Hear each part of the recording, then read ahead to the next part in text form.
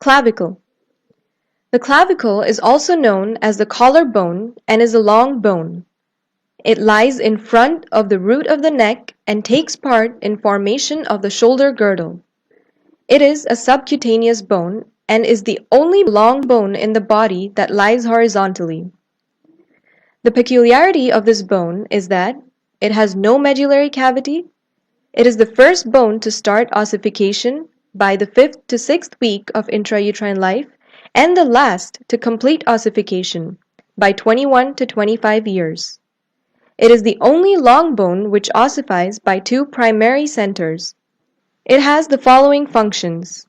It prevents drooping of the shoulder, keeps the arm away from the trunk, which allows it to swing freely without coming in contact with the trunk, transmits weight from the upper limb to the trunk, and assists in movement of the arm above the level of the shoulder.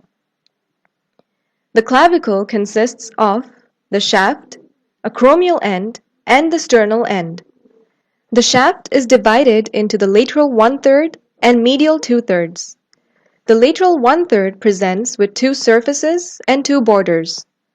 The superior surface is subcutaneous, and the inferior surface is rough and has the conoid tubercle, which lies close to the posterior border and gives attachment to the conoid part of the coracoclavicular ligament. The trapezoid line, which is an oblique ridge which runs forwards and laterally towards the acromial end and gives attachment to the trapezoid part of the coracoclavicular ligament. Now coming to the anterior border. It is concave and bears the deltoid tubercle. The posterior border is convex. The medial 2/3 presents with four surfaces. The anterior surface is rough and convex, the upper surface.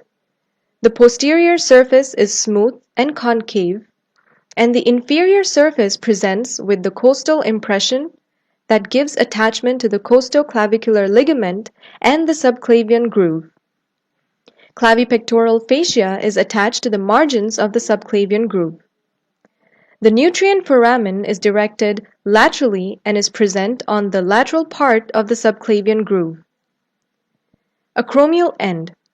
This end is flat and has an oval facet which articulates with the clavicular facet on the acromion process of the scapula, the margins of which gives attachment to the capsular ligament of the acromioclavicular joint. The sternal end is quadrangular and it articulates with the clavicular notch of the manubrium sterni. The upper part gives attachment to the interclavicular ligament, capsular ligament of the sternoclavicular joint, and articular disc of the sternoclavicular joint.